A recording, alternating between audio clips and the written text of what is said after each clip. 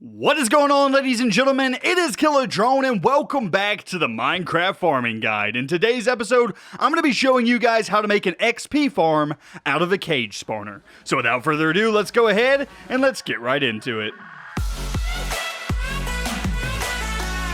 So, first things first is you actually have to find a cage spawner. But once you find one, you want to be quick and quickly disable the cage spawner by placing a torch on each and every side of the exposed block. This will allow no more skeletons to be able to spawn, or zombies, whatever type of cage spawner you found. Let's go ahead and remove the rest of these guys, and then we'll start building. So before you start building, go ahead and collect your loot out of these chests. Make sure that you get all of the things that you want out of this room.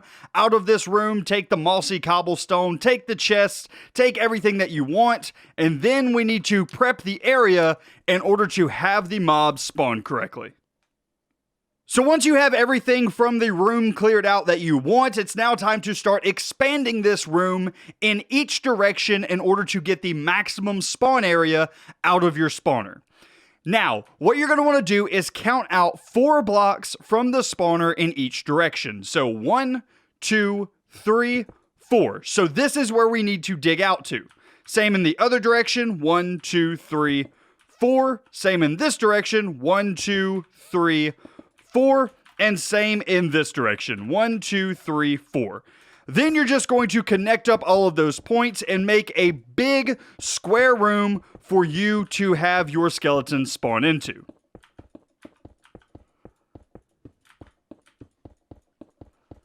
So now you should be left with a 9x9 room. Go ahead and close off any exterior entry points into caves with any type of block, stone, cobblestone, doesn't particularly matter.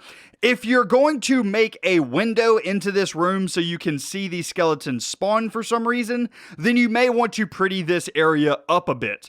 However, if you're not concerned about seeing the skeletons spawn, then you can just leave this room however messy with the diorite in the ceiling that you want to. Now that we have a 9x9 room cleared out, what we're going to want to do is go ahead and dig 3 blocks down from the bottom of the spawner. So on this level, what we'll do is come down by 3 blocks, 1, 2, 3, and then we're going to clear out the entire room to this level. This is going to give plenty of room for our skeletons to spawn, as well as give room for our water system. Hey there guys, Future Killer Drone here, and I forgot to mention something that you may want to go ahead and do in your spawner. You may want to go ahead and place a few blocks on top of the spawner itself so that the skeletons don't spawn on top of this thing and just kind of hang out. So what I recommend doing is just take any block and just place them all the way up to the ceiling inside of your spawn room. This will make it to where none of these skeletons can actually spawn on top of the block, and they all spawn around and end up in your water system.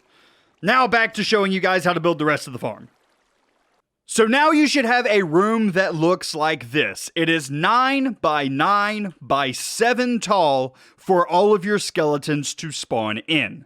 Now once they spawn in, we want to get them into a central location so that we can kill them fairly easily. So what we're going to do is we're going to come to the corners of our room and build up by 3 blocks. We're basically just going to make a triangle here in the corner. We're going to do this for every single corner of this room. Just place down 3 blocks like so.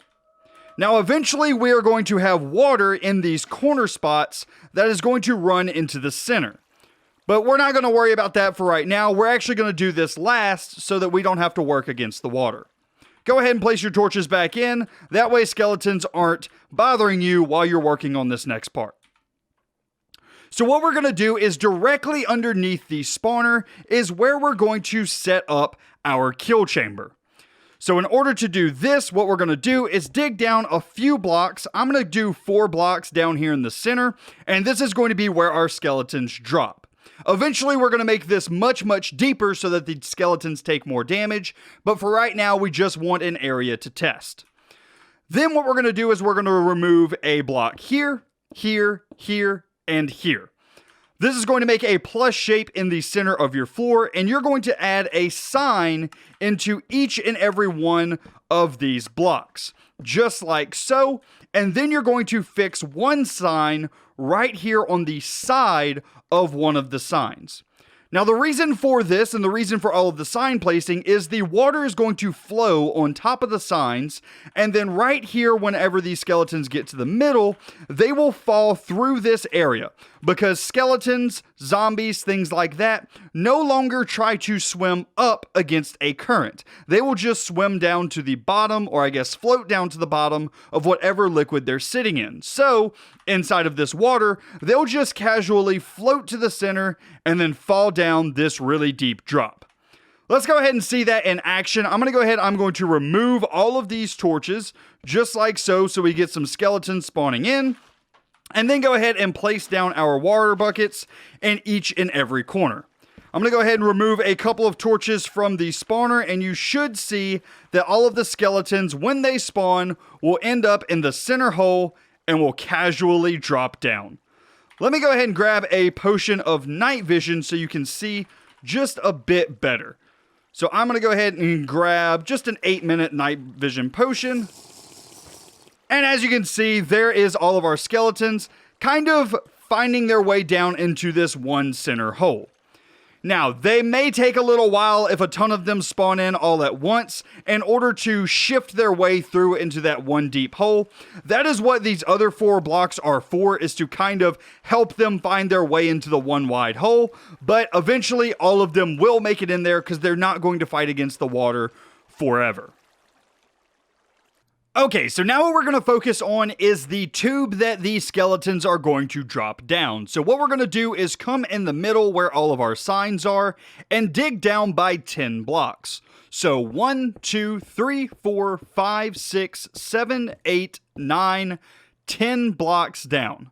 This red wool represents where these skeletons are eventually going to stand and where you are going to kill them. So eventually what you'll have is something like this, where they are closed in and you will start killing your skeletons from here.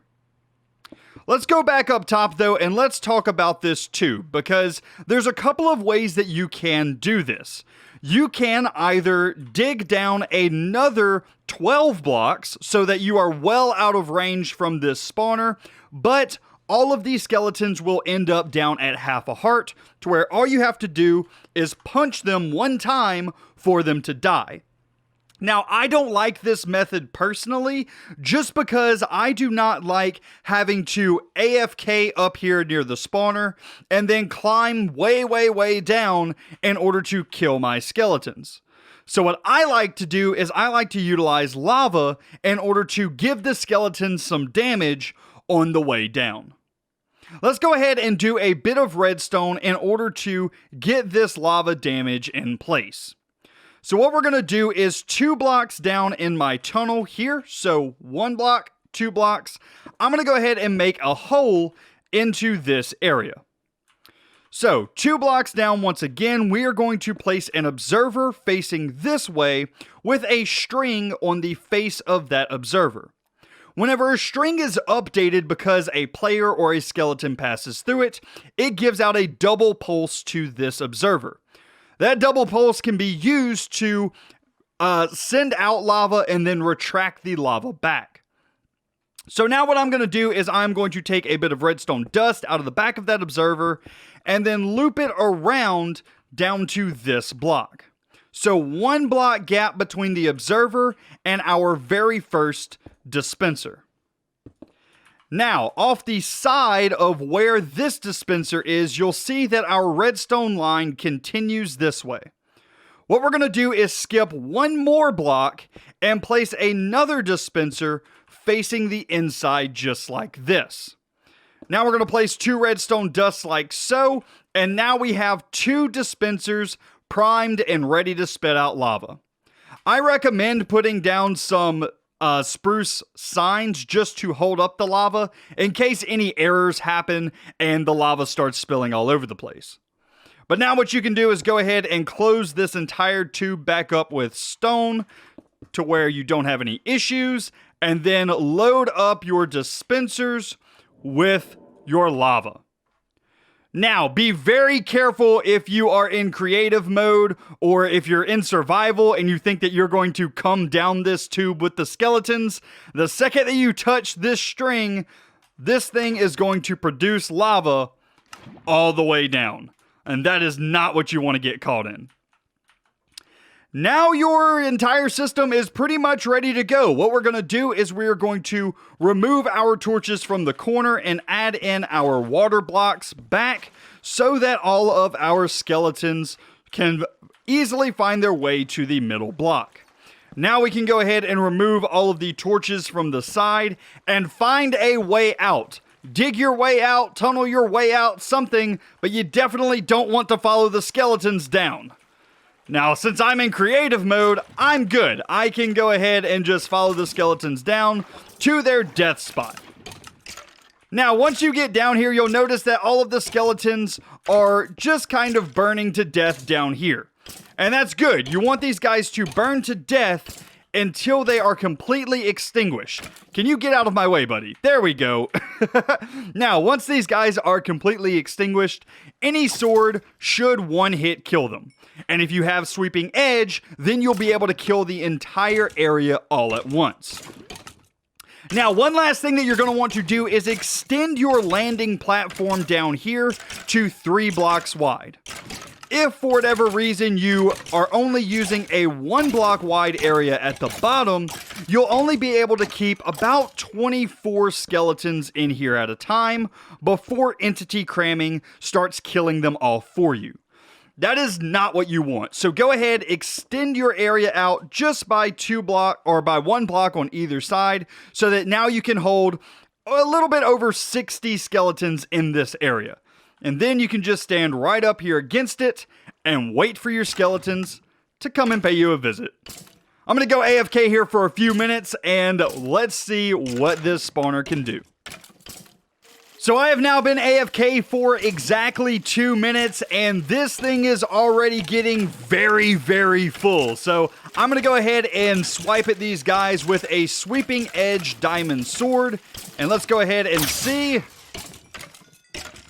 And as you can see, that is a fair amount of XP pouring out of there. Looks like we're going to get up to around about 13 levels in just 2 minutes. Now, obviously, levels are exponential, so as you get to higher levels, it's going to take a little bit longer.